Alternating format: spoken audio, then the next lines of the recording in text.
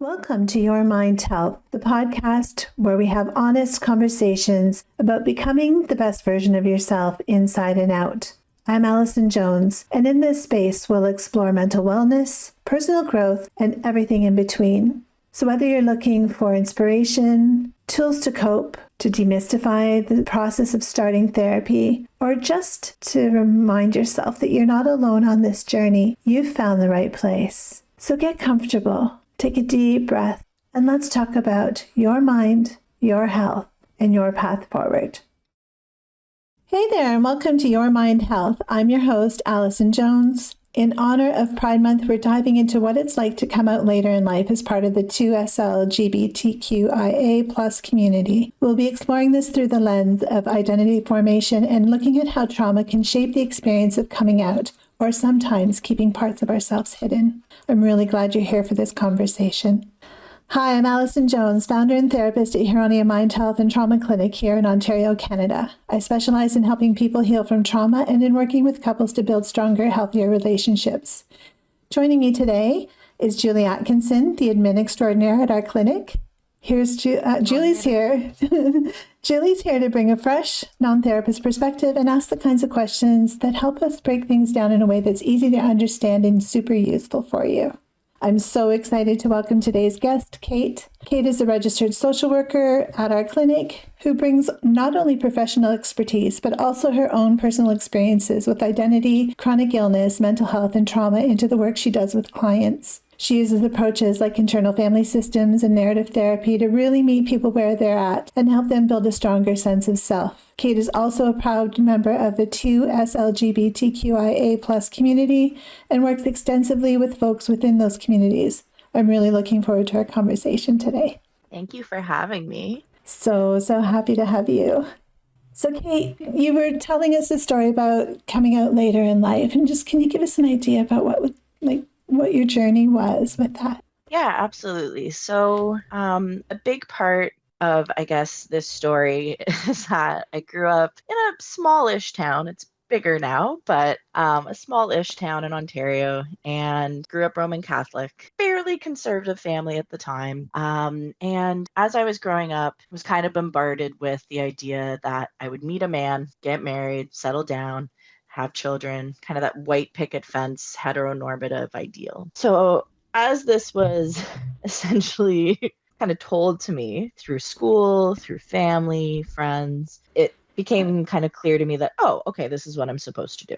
I'm supposed to kind of aim to meet someone, have them help me live my life, and what have you. So as I got into my teens, it wasn't until after high school that I started dating, but a year after high school, I was 19, and I met someone who I ended up having a 17-year relationship with, a cisgender man. We met when he was 22, I was 19. We got married when I was 25. It was kind of one of those things that I was like, okay, yeah, it makes sense for my trajectory. We've been together 7 years. We should get married. So we get married, start talking kids. I was not ready for kids, even though it was kind of this idea that you're supposed to have kids, you're supposed to build a family once you get married, what have you. I had stopped going to church by this point, but still would kind of practice certain ideals of the Roman Catholic Church, one being that I should be heterosexual. I should marry a man, and that should be the end of that. Yeah. At 25, by then, I had done my first degree in sexual diversity studies, which should have been the alarm bell that I wasn't straight. But it wasn't at the time. Didn't really think of it. But at 25, I ended up telling one of my friends. They were my very first queer friend. We had known each other since high school. And I told them, I think I'm bisexual. And I remember her going, yeah, that checks out. Everyone, I ended up kind of slowly telling that, oh yeah, that makes sense. But I remember I didn't tell my family. And when I finally did tell my husband, he did not take it well. And looking back, I can understand from his point of view that he felt like I had lied to him, that I was living this double life because I had never told him that I was sexually attracted to women. And I kind of explained it to him that, I think if I lied to anyone, it was me. That I really struggled with the idea that I could be attracted to women, but it had been this kind of constant since I was a child, really, when I look back, that I had always been attracted to all genders. So kind of had this sense of being bi. 12 years go by. Last year, 2024, I had been working at a nonprofit for queer and trans youth for about a year and a half. And during this time, I had really started to explore what my identity meant. I was really impressed with not only my coworkers, but also the youth I worked with, that so many of them were so sure with their identity, right? They were so proud of it. And don't get me wrong, they struggled. Many of them had a hard time. They had family that was unsupportive, friends, but a lot of them had chosen family who were supportive of them. And seeing people be able to kind of come out so young, it made me realize, okay, I've got to figure out my own identity. I've got to figure out, why am I unhappy? And there was other reasons, but a big part of it that came about. So two things. One, I had kids in 2020 and 2021. I have a son and a daughter, and I realized I wanted my kids to learn that being your authentic self, if safe, is really important. Yeah. Because you can't guarantee that you're going to be safe enough to come out. Yeah. But in my case, I felt, I'm going to give it a try. So I remember laying in bed at 2 a.m. one night in March last year and just realizing, okay, that's what's wrong. I haven't been able to accept that I'm a lesbian. And then I just remember this weight coming off me. And I remember coming home from an event, and my husband at the time was like, oh, how'd the event go? And I just burst into tears. And I ended up telling him that I think I'm gay and I just don't know if this will work. Had a few weeks of conversation. Eventually, I decided to end the marriage. So I am now a year out of separation. I can report that my ex and I have a really good friendship, and we're still working on it. And, he's still hurt. But I've come out to my family, I've come out to my friends, and I'm really lucky and grateful that everyone's been really supportive. Yeah. Very accepting. But one of the things I want to talk about today, as we discuss, is like a lot of people don't have that same experience. Yeah. And a lot of people later in life cannot come out due to different safety concerns or trauma or not having supports. But I bring this experience into my work as a therapist in that I do work a lot with the 2S LGBTQIA plus community. I've worked with folks who have come out later in life. I've worked with folks who know at 11 and have come out as trans or queer or pan or what have you, and are so sure of their identity. So doing a lot of identity work, sense of self, that type of stuff. So not only as a therapist, but also going to my own therapist has been really helpful for my sense of self and my identity. So that's why it's a topic that's really important to me. And I'd love to hear Allison and Julie, both of your opinions and just any experiences of folks who may be similar. Yeah. Thank you for sharing that. I mean, what a journey. And as I'm listening to you, I'm thinking about just oh my gosh, like being raised Roman Catholic, I was too, excuse me. And I know the guilt that I felt about things that that old Catholic guilt stuff, right? And it was like, oh my God. And so I can only imagine from your perspective what that must have been like, right? And so, just being existential, like the crisis around that, and like, not only this life, but now your eternal life, right? Coming from that perspective. And it just makes my heart heavy, and I can just imagine.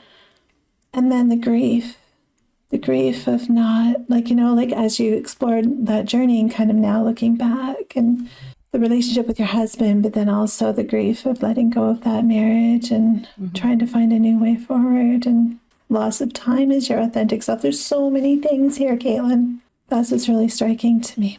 I definitely agree that guilt and grief have been two kind of themes of my life. But also, I remember seeing a meme once, and it was like, I'm culturally Catholic. I deal with guilt and I love stained glass. That's the extent. A lot of the time.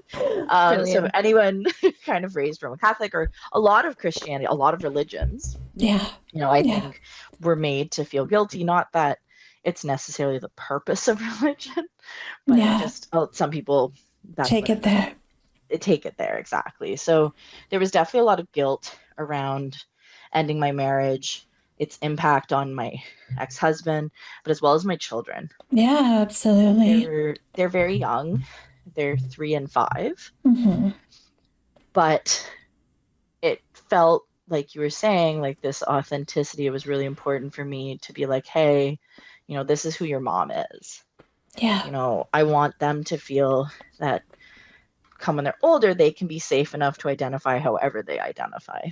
And that was really important to me. And then grieving that relationship, grieving kind of just my identity in a way. As much as it's been a positive change, it's still a challenging change. Sure. And I don't know if Julie, if like you have any experiences of like guilt or grief with identity or anything like that. I do want to come back to that, but can I just interject Yeah. and just flip back a little bit when you talked about a little bit of the guilt of when it comes to the dissolution of your marriage and Mm-hmm. for the kids.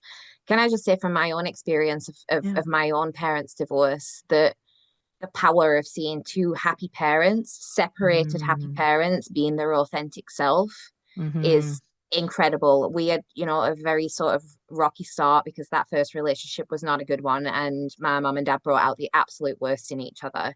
And seeing them separated, even though both of them struggled at the beginning and it was not a clean, happy break, within, a couple of years of them settling into who they truly authentically were, absolute, complete and utter like 180 on sort of your, as a child, your position in life and your comfort with the situation and your ability to, feel that comfort at home and feel like you're on, excuse me, on stable ground. I don't think there's anything better you could do for your children than to demonstrate how to go out and find your own happiness and your own self and live authentically in it.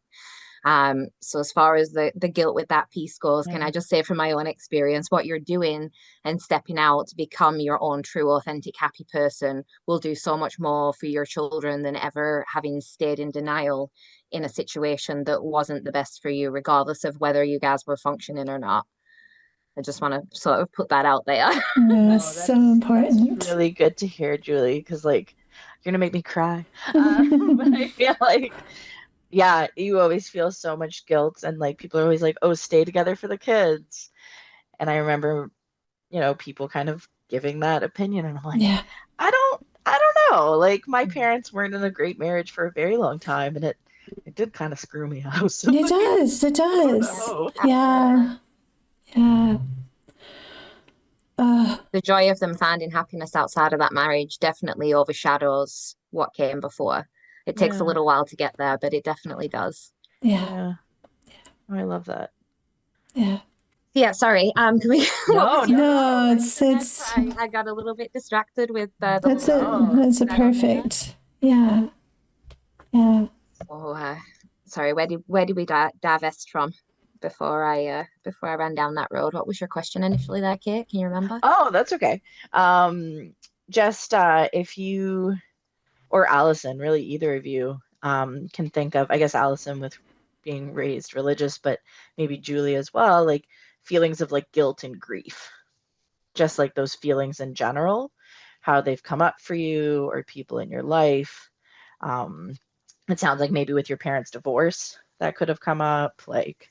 There's definitely other areas where that guilt has ruled me for years, especially as a parent. When my kids were younger, like guilt has at times completely and utterly encompassed everything and ruled my life. Maybe not necessarily around sexuality. Where I grew up in the north of England was quite liberal around sexuality. I had friends that were gay, that were into drag. I had, friends who had included, women who had been previously in relationships with men and then married other women, and people didn't really flinch much at it. There wasn't a lot of sort of pushback in, my immediate neighborhood and area of friends. In fact, for quite a while as a child, I actually thought that being gay was a choice because I had seen these women who had married men and then married women and kind of gone back and forth and didn't understand all the ins and outs of the fluidity of sexuality.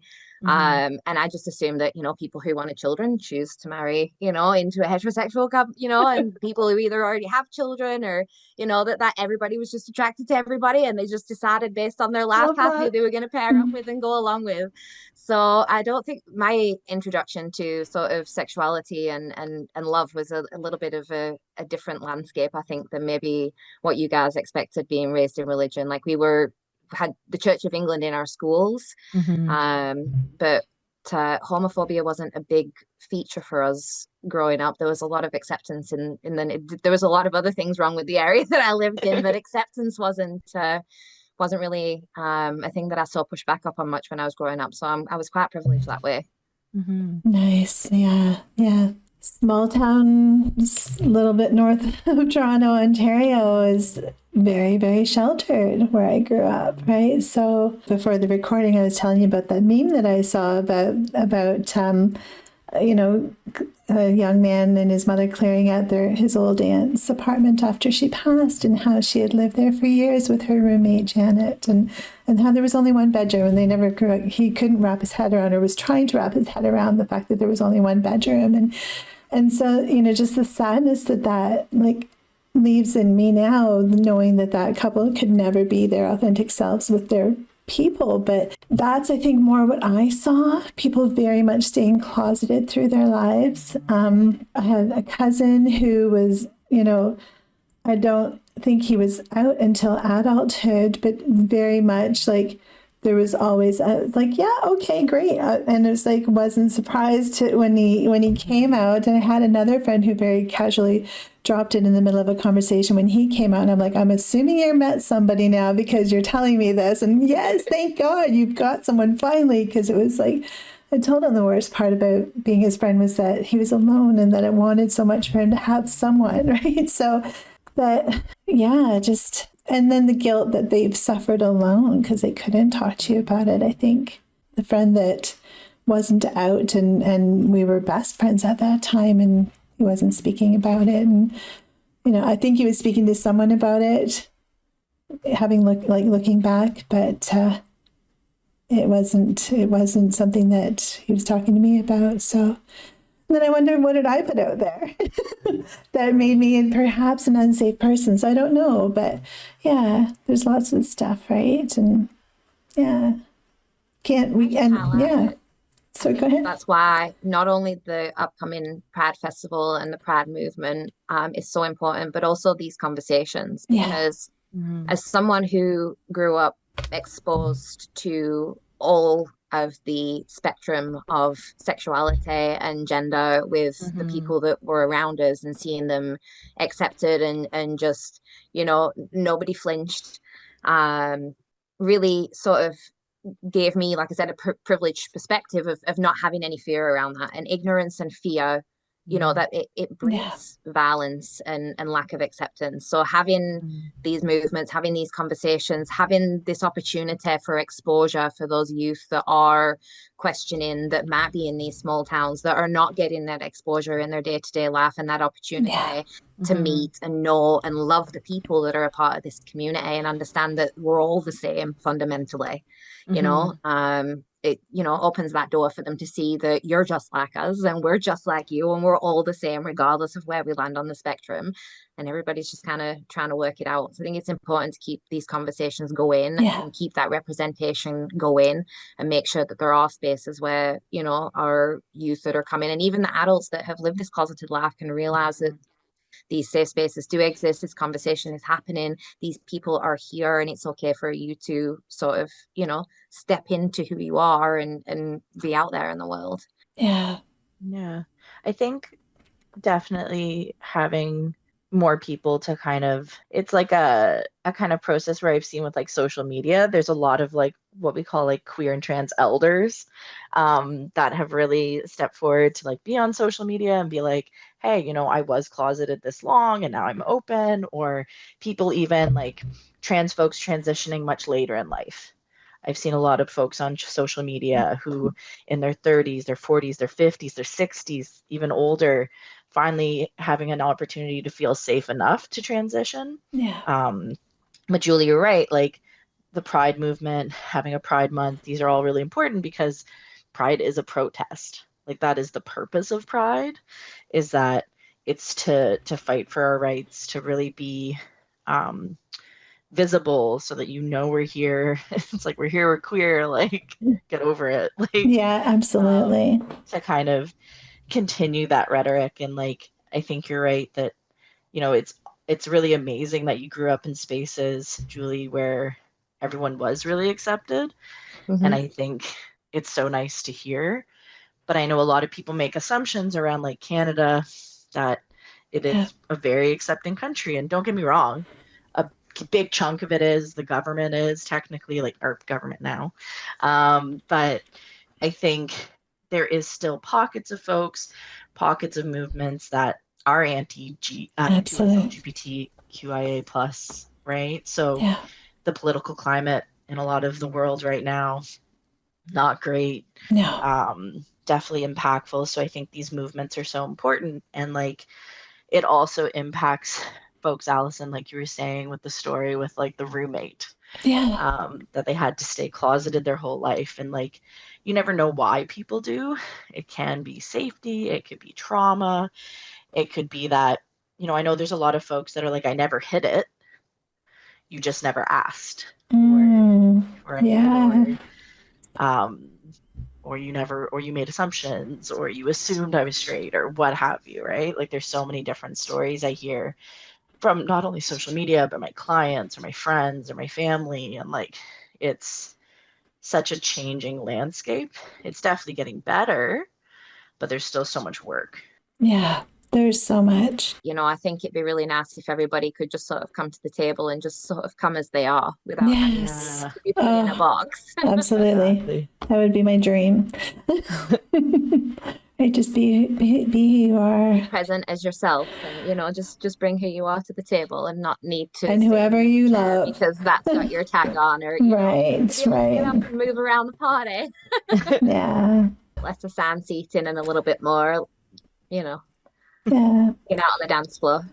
Well, I think just by virtue that people still have to come out, right? Is that like, it's like, we're not there yet. We're not there to where people can just show up with who they love, and or who they're dating, and just enter the room, right? They have to try and prepare so much.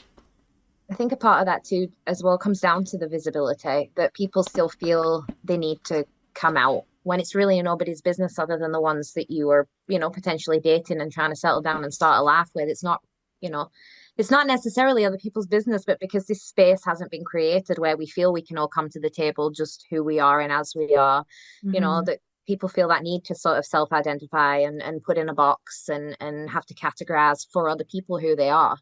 Which, that categorization, like I said, if it's for yourself because you're just coming into those feelings and you just, want to have a label for yourself. Some people, going through something maybe medical and, looking for a diagnosis. Some people want a label. Some people want to put it in a box. But I just think that, for if we had the opportunity to be able to come to the table without people wanting to see what's on the shipping label of the box, people would feel a lot more comfortable just existing in spaces and just being where they are and who they are without having to have a little sticker to put on everything. I think it's hard because ideally, you don't have to come out. Ideally, you don't have to put a label. But you're right. Some people do find it helpful to have a label because it gives you this sense of understanding and be like, oh, I'm finally seen. Yes. So like, it's kind of this like double-edged sword in a way, because it's like, well, do I want to be seen or do I not want to be seen? Do I want to be understood or do I just want to be accepted no matter how I am? And I think for a lot of folks in the 2S LGBTQIA plus community, it's both. Yeah. Like, some days I don't want to have to tell people I'm gay. Some days I'm like, I just want to exist. Or I just want people to look at me and be like, that's a lesbian. Yeah. Like, depending on how I dress that day. Playing into stereotypes.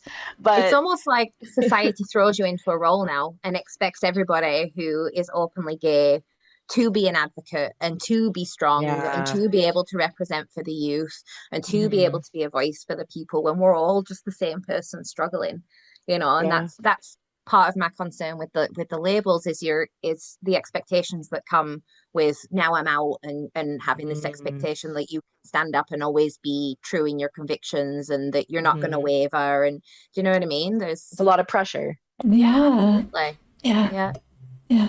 And as you were speaking to, I was thinking, like just about the privilege of being cisgender, right, heterosexual, and not having to come out. Right? I mean, having to come out is finding out if it's a safe space, finding out if you're a safe person. Right? And so, yeah. And there is a lot of privilege, not only with that, but even within the 2S LGBTQIA plus community, there can be a lot of privilege. Absolutely.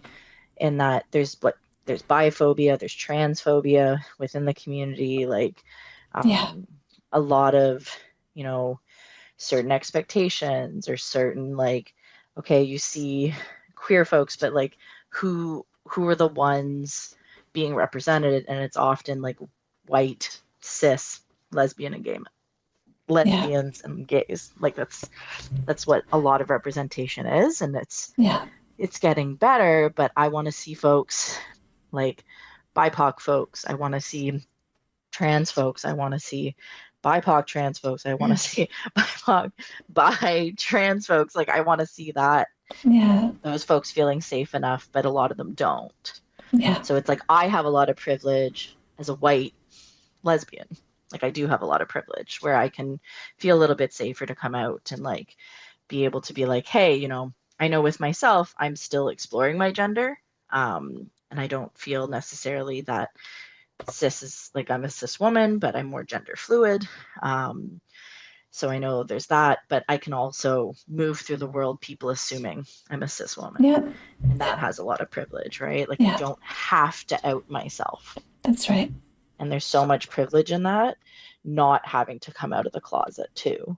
Yeah. Like there's that yes, there's a lot going on when you can't be your authentic self, but there's also the fact that there's privilege in choosing not to be your authentic self. Right? Yeah.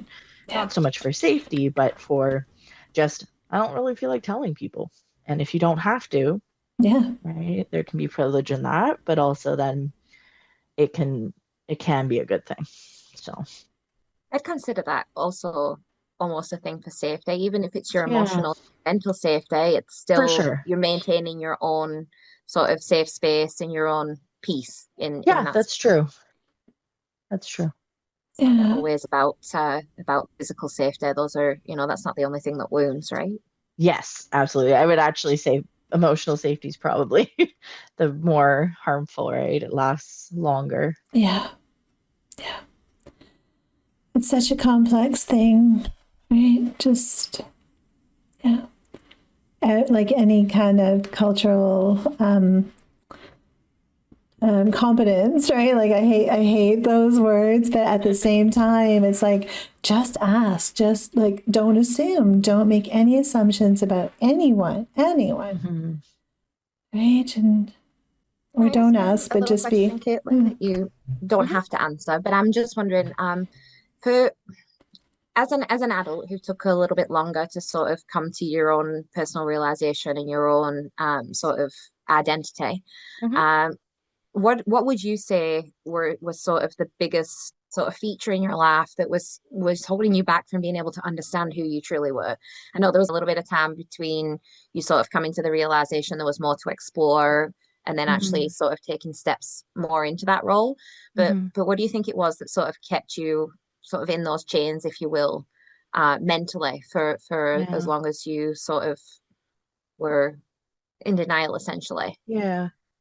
I think it was twofold. One, it was kind of like guilt around the idea that if I were to leave my marriage, what that meant. Yeah. So kind of like that more, I guess, practical thing. And that it was like, well, I don't want to necessarily end my marriage. What about my kids? I've been with this person for so long. But I think the other piece was like a lot of internalized homophobia. So what I mean by that is like not only do you have stigma from external sources, but there's also that like, oh, I'm such a bad person because I'm gay, or, it's terrible to be gay and I'm not gay. Like that can't be true. And like, um, I think a lot of it came from that internalized feelings because ultimately the people around me were really accepting. Even my ex-husband, he was like, it's something you can't change. It's not your fault. Um, and he was, all things considered, very understanding. Mm-hmm. Hurt, and I totally understand the hurt because, after 17 years, you would expect that someone, but, and that they would feel safe enough to be their true selves around you. But I think, yeah, the biggest thing was probably the internalized homophobia versus external for me, um, which has a lot of privilege in and of itself, and that I could work on the internalized a lot easier, right? Like going to therapy, talking to my friends, talking to my family, like these were all really huge pieces Yeah. of being able to come to acceptance. Um, but I've also, I think one thing that's helped is that I'm now in a relationship with a woman, and we've been together a while now, and being able to kind of explore that part, like you were saying, like what kept me in denial, what kept me from exploring was, feeling that I couldn't, that I just didn't have that opportunity. So yeah, it was hard to end my marriage. It was hard to realize, hey, I've got a lot of stuff inside to work on. But once those kind of fell into place, it definitely made it easier. Not that it's not still a challenge, but it's like easier. Yeah. I think sorry. One thing that you spoke about earlier that I was thinking about as you were speaking, Caitlin, excuse me, was that journey, right? So like the journey of like growing up as Roman Catholic and right, like being on that trajectory that was just the norm, right? And then coming into recognition, oh, okay, right, that I'm right, that like that I'm bi, and then oh, I'm, as I understand myself better, Mm-hmm. I'm learning that, right? And I think that's such a normal thing, right? Because people can get really ticked off, like, right? Like you were lying or you weren't being authentic. It's like, I didn't know. I think we Yeah. discover ourselves, right? I mean, Mm-hmm. in all my years, I've certainly discovered a lot about myself as I peel back the layers of all the things that I took on as a kid, and right, and I imagine I'll be evolving until the day I die. And so it's just, it's I don't think we arrive. We just continue to discover and grow. Yeah, I think you're right. I Right. think it's this experience that probably all of us have, is Yeah. that like journey to authenticity or journey into, sense of self and how that changes over time and evolves and all these things. And I think it's like, Julie, when you were talking about categories and like kind of pigeonholing, I guess, right? Like, I feel like sometimes we do feel that we have to pigeonhole our identity and it's not fluid and it's all these things. So I definitely think it comes up a lot, but it is, I'd almost say, a universal experience to just change. Yeah, absolutely. Yeah. Yeah. That Yeah. can be tough sometimes, especially in, with your family and friends. You can get resistance, Mhm. people see you as sort of a hypocrite if you change up your stance, or you Yeah. do a 180 on something. But I kind of sort of have my own philosophy that you do the best you can until you know better, and then do that. Mhm. And if Yeah. Yeah. that makes you a hypocrite in somebody else's eyes, they're telling you about them, not about you. Yes, that's right. It's Yeah. their limitation, right? I love that. Yeah, for sure. Think that's So probably true. relevant even to my own heteronormative marriage. People ask sometimes, because I've been married for 20 years too, and Mhm. has it always been a good marriage? What's the secret to a happy Yeah. marriage? I'm like, honestly, good luck. Because people grow and people change, and Mhm. in 20 years I'm lucky that the person that I've grown into and the person that my husband has grown into are still two people that can tolerate each other and get along Mhm. well and have love for each other. But it's just pure luck. Yeah. It's not about anything that you can do with another person. It's not about any way that you can change yourself. We evolve as humans, and sometimes we evolve together and sometimes we Mhm. evolve apart. I think that's true right across the board with, family and friends and relationships and, how those relationships look and grow. It's, everybody's always, or it should be personal growth. And sometimes Mhm. people's personal growth sort of outpaces you, and sometimes you outpace theirs. And, you know, the maps are not always parallel, even if you set out with the intention or the best intention in the world. It's not going to help if you're growing to different people, right? Yeah, I think that's huge because I definitely feel like with my ex, I was 19 when we met, and I hadn't really had the opportunity to explore who I am. And I love that idea that, yeah, sometimes you'll grow together, sometimes you'll grow apart, right? Yeah. Yeah. The expectation that love always looks like you being under the same roof and in the same bedroom and in the same bed is frankly outdated and a little bit ridiculous because love Yeah. looks all different across the board, whether it's my sister specifically has a fantastic co-parenting relationship with her ex. They're not good Oh, together, awesome. but Yep, they have a fantastic relationship. They love each other to death. They don't live exactly. together. They're in separate houses. He's Yep, supportive. If she's sick, he comes in and helps with the kids. She's had yep. another baby since, and he treats him the same way that he treats his two daughters in the Oh, household. And amazing. it's an amazing relationship, and there's definitely love there, but it doesn't look like the love that they set out to have together. And sometimes that's Exactly. how it goes in life, you know, be Yeah. able to respect a different path and, that you can walk beside one another without necessarily being together, right? Yeah. Good Sorry, I just went off on a little conversation. bit of a tangent No, there. Here it's I am trying to great. keeping everybody else on task. And No, it's good. It's good. Initially, well, just kind of in the intro, we kind of talked, or I kind of mentioned about how trauma can shape the experience of coming out. Do you want to expand on that a little bit, Cait? Yeah. Um, I think trauma can come up in so many different ways, whether it's relational trauma, um, it's, gender-based violence, it can be um, circumstantial where you go to war or you have a natural disaster. There's so many different things. But I think, like Julia had mentioned earlier, with safety, emotional safety is so huge, Mm-hmm. right? Yeah. And with trauma, any kind of trauma really, it really impacts your ability to feel safe enough. And I'll use the example of, in my case, religious trauma. So I grew up in the Roman Catholic Church. Everyone has different experiences of religion, of structure. This is just my experience. Yeah. So I think for me, there was a lot of, hey, you have to do this, not this. You know, being gay is a sin. And it was really driven in us that it wasn't okay. And it was mostly from my school and my church, like my congregation. But my family, it was one of those like, don't ask, don't tell. Mm, So, like, very much just not talking about it. It was not a thing that could even exist. And I remember as a child kind of bringing up to friends, they'd be like, oh, you know, so and so's real cute, like this guy. And I'd be like, oh, yeah, he's cute, but what about this girl? And they'd kind of look at you and you'd be like, oh, never mind.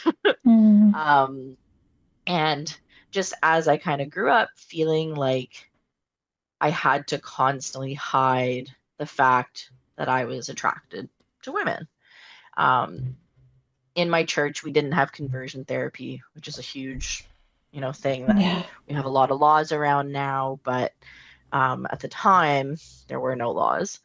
Um, I've met people that have gone through conversion therapy um, as a therapist, um, and that religious trauma of having someone try to be like, hey, you're not allowed to be queer and it's not okay. I'm going to force you to be straight.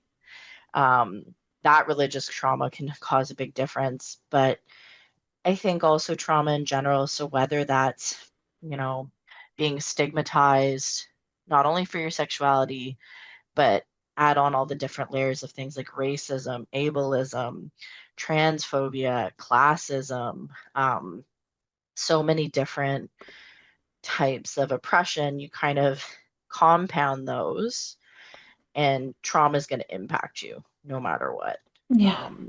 Trauma also, I think a big part of trauma is it really hurts your sense of self. It really gives you pause on being your authentic self, exploring who that is, but also your self-esteem and your confidence are just shot. Yeah. Because you've probably been told that you don't deserve love, or you're not a good person, or you're, in my case, you're going to hell. So like just that trauma there of like learning, okay, well, I'm not allowed to be who I am. So who am I? Yeah. Really have an impact on coming out. And I think like one example is, after high school, for me, I went to a Catholic high school. I think about 3 years after high school, 4 years out of high school, everyone started coming out. There was probably like, Yeah. I want to say like 20, 25 people from my graduating class that came out as either queer or trans or something within the spectrum. And I think it's because we had been far enough removed from high school. Yeah. But for me, it took a lot longer. It took a lot longer for me to accept it, for me to work past it. Because I didn't just had religious trauma, but I also had trauma within the mental health system. I had trauma within the medical health system, physical health system. Yeah. So it was like, I also had family trauma. So it was like all Compounded. Yeah, absolutely. That made it really hard for me to come to accept me and get a good sense of self. Yeah. To be like, this is who I am. So I definitely think trauma can have a big impact. But also the last thing I want to say about trauma is majority of folks that experience trauma often have challenges with abandonment. Yeah. So this idea that if I'm my true self, people are going to leave. That's right. If I'm, if I'm true to myself, people are just going to go. They're not going to love me. I have to live up to these expectations. I have to be perfect, or I have to be, this thing that I think is right, quote unquote. And I think there's this fear of not being accepted, this fear of not being loved, not being cared for, not feeling safe, and just not having support. That makes it so hard to come out. Yeah. And so hard to be your authentic self in general, no matter what your identity is. Right. That's right. Yeah.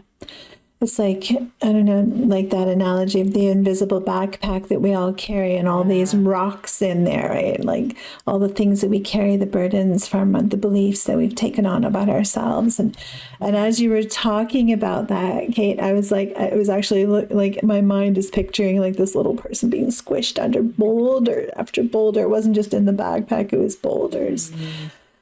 Right. And incredible that you can actually still come through that, right, somehow, and try to find some happiness and find, I don't know, just being authentic. It's such a journey, such a victory, right? It kind of feels like that. I don't know, maybe that's a bit naive, but it just like kind of coming out of that, it's like, To a question based on sort of your professional experience as therapists.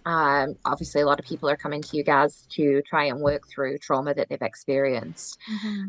From sort of a public perspective, these people who have experienced trauma in life, and I know a lot of people have experienced trauma from all sort of different facets of life. Are there any sort of common threads that you guys see clients come in with that are indicative that they are struggling to manage the trauma that they've accumulated? Are there certain sort of, not necessarily tells, but are there certain things that you would almost expect to see that are quite quote unquote normal for people who are in those trauma cycles and are, in that struggle? Other things that you see come up regularly that are indicators that this is what's going on, as opposed to sort of maybe another physical issue or something physiological, as opposed to something that can be psychologically addressed? It's a good question. There's definitely, people aren't often initially recognizing that their things are coming from trauma. So, right, people will often come with depression or anxiety. Those are the main ones that people really start to identify with. And more people are coming with some idea about trauma and relational trauma. They're getting it because there's so much more information out there about it. Mm-hmm. But,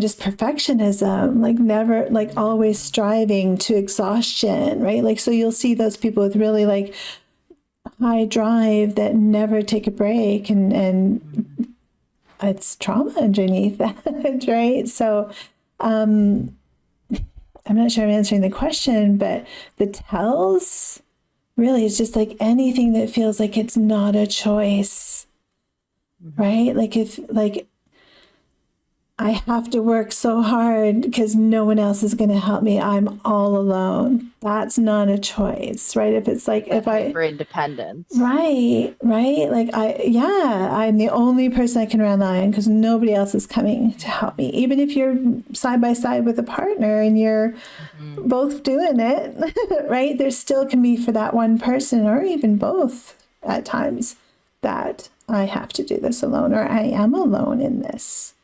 Right. And they're just parallel. It's huge and complex. And often when I'm working with couples too, it'll be like you're both in your own trauma and you're drowning side by side, right? Looking for the other one to help. And we got to work with this first and then this can happen. But, Kaylin.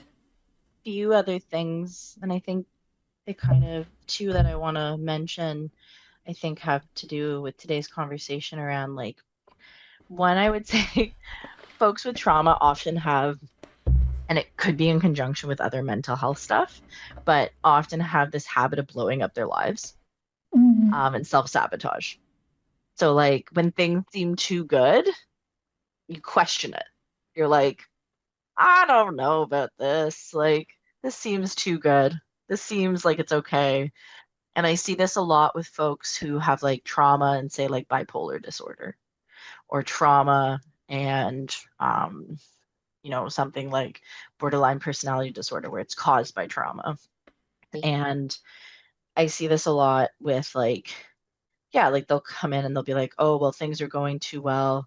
I'm not going to allow it to happen. Like, I don't deserve it. Right? It's not okay for me to be happy. It's not okay to have things that are good to me happen.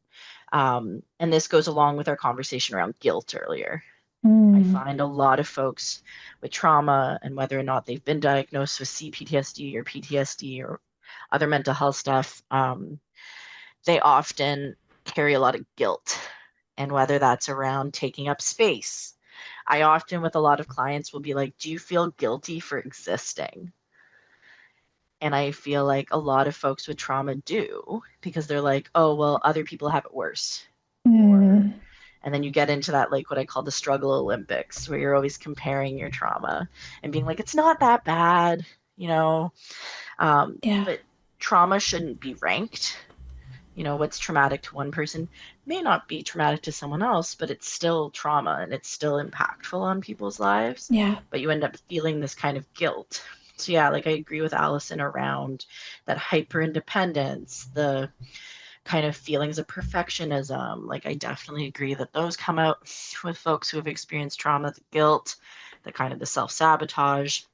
And then, you'll have the physical symptoms like things like dissociation or like depersonalization. And there could be nightmares or flashbacks and things like that. But those are the more physical, kind of psychological. But I'd say the ones that are a little harder to identify are things like what we're talking about. But that do come up pretty consistently, I would say. Yeah. And I mean that even deeper layer of guilt, that shame piece, right? Not just I've done something bad or I'm bad, I am bad, like I'm not, right? And I think too for other folks as well, not just like sabotaging, but waiting, like when good things do happen, they can be terrified that like something's going to happen to take this away from me. Exactly. So it's like they can't enjoy the good things that are happening because it's like, oh, it's going to go away. It's always waiting, right? And just being in that constant fight or flight, right? Tension in the body and pain in the shoulders because they're bracing all the time, literally, and they're not even aware. But they're like, oh, because that's fight or flight. That's right. So it's like, oh, right. Working to kind of get in the body and be able to go, oh, right now, everything's okay. Exactly. And I think to kind of loop it back, I think so all these things really make it hard for folks with trauma to have a good sense of self, a good sense of identity, a good way to feel like you can be your authentic self, to feel safe enough to do that. And whether that's sexuality, gender, ability, coming to terms with chronic illnesses or mental health, like I think it can, or with like your trauma around racism or classism, I think it takes a lot to kind of deal with all those feelings and all that shame that you were talking about, right? Yeah.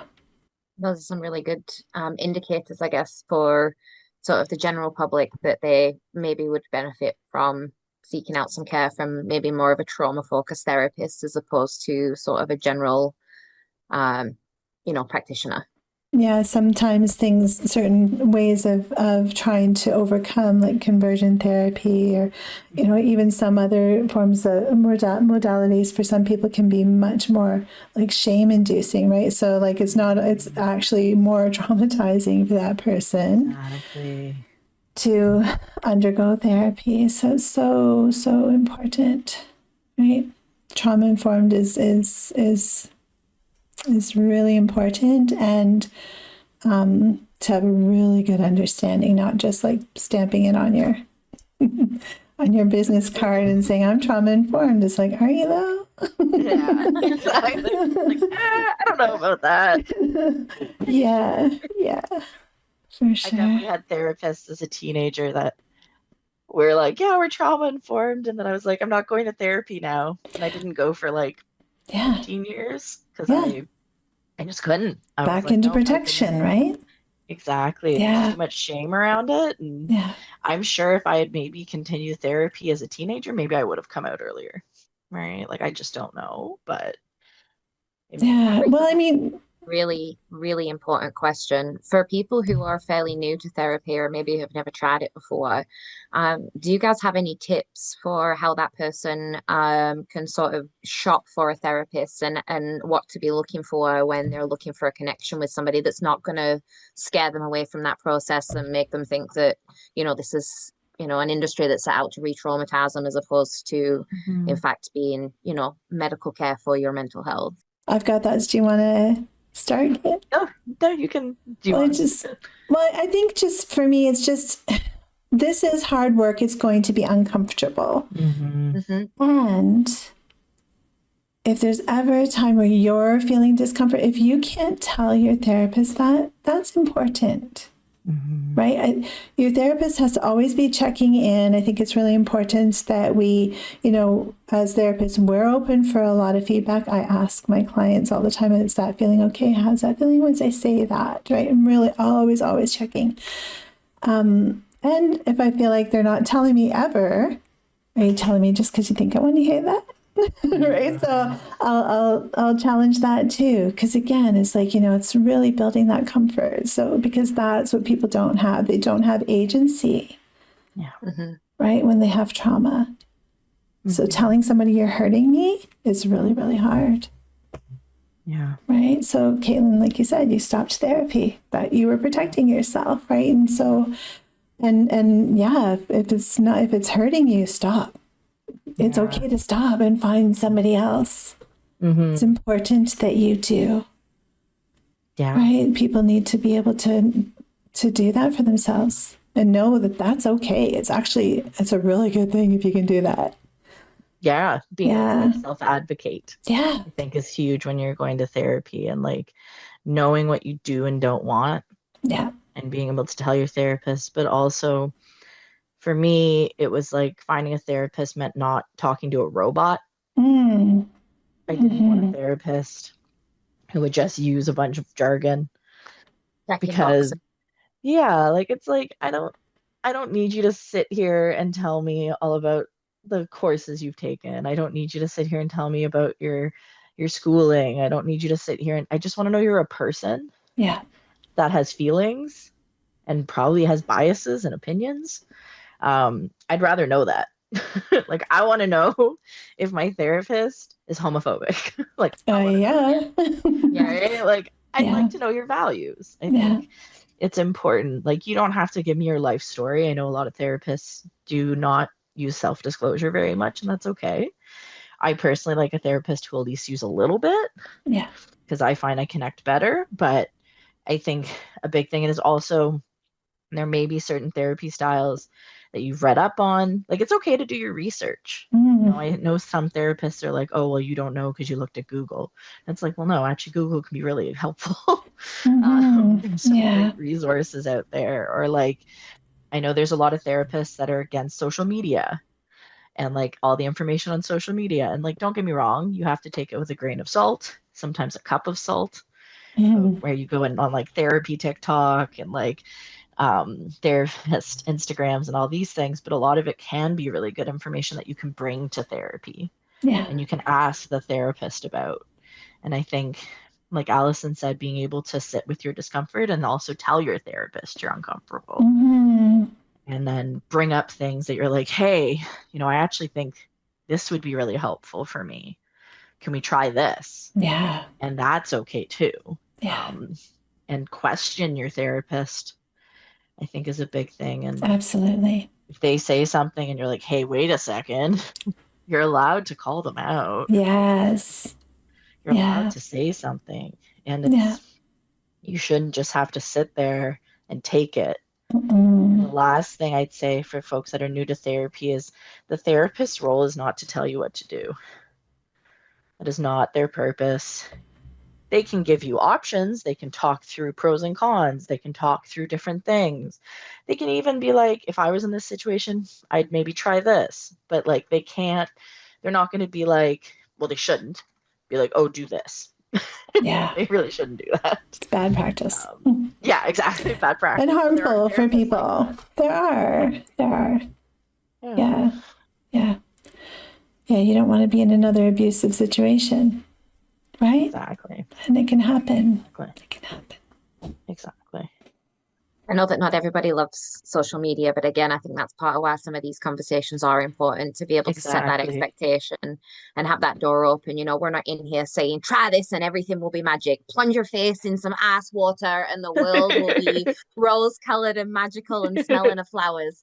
Some But people to say just be that. able, right, but to just be able to have these open conversations, tell you know, it's okay not to be okay, and there are things you can do about it, and here's what that landscape looks like. I think Hmm. is important because again, it comes down to visibility, and Yeah. there are going to be people that sort of connect with that feeling of having that distrust, and you know maybe having a bad experience with some cheap online therapist or somebody that's been lined up through their work program or you know somebody who's been the first person they've connected with, because one of the things too when people are in a mental health crisis, it's tough in that moment to go out and find those resources and be that advocate, Hmm. because a lot of people don't look for mental health resources when they're healthy. Yeah. People don't wake up in the morning Exactly. and think the sun is shining, the grass is green, the flowers are blooming, Yeah. and today I'm going to research therapists for when I'm depressed next week. You know, so people Exactly. often are already in that crisis situation Yeah. when they're looking for resources, and it can be overwhelming, and it can be Hmm. tough if you've never encountered a therapeutic relationship before. It can be very tough to know what to expect, and I Hmm. think that unknowing, certainly from my perspective in the past, has kept me away from seeking help and seeking resources. I'm Hmm. someone who sort of has to feel like I've got a good overview on the situation and maybe a little bit of control of what's going on in the room, and so going into situations that are new and unknown, Hmm. it's not my favorite thing on any given day. So to come at that when you're already in that mental health crisis and then have to, you know, sort of wade through that information, Yeah. I think it's important to have that sort of broken down in areas that it's digestible, where you might come across it sort of organically, Yeah. and have an opportunity to sort of not absorb it by osmosis, but not have to be so serious in the moment, and just sort of, you know, come across things like this casually in these conversations, and have it be, you know, open, and you know, show what's on the other side of that door, take the mystery out of it. Hmm. Sure. Yeah. We have had such a good conversation today. Mhm. I'm just wondering if there's anything that either of you wish to add as we wrap up. I don't think so. I thought it was Would like to good. say thank you to Caitlin for being so Yes, open about her own struggles and her own adventures. Really appreciate getting to know you a little bit more today. That was awesome. And nice to see somebody out there being an advocate. Like I said, I know it's tough that the expectation exists that our visible minorities are out there advocating for people, but I admire your strength for being one of those out there doing the hard work. It's important. Thanks so Thank much, you. Julie. And I really appreciate you and Allison just being open to having this conversation and bringing your own perspectives and like acknowledging that, yeah, like there's going to be difficulties for all different folks and just kind of managing those and just the impacts of trauma and identity and all these things. So thank you both. absolutely. I want to echo Julie's sentiments. Thank you so much, Caitlin. I absolutely adore you, and I absolutely adore that you're on this team. And I look forward to more and more, hopefully, more of these talks. Yeah, for And sure. I'd love that. yeah, it was so good. So good. All right. Thank you so much. Thanks for your time, ladies. Have an awesome day. You too.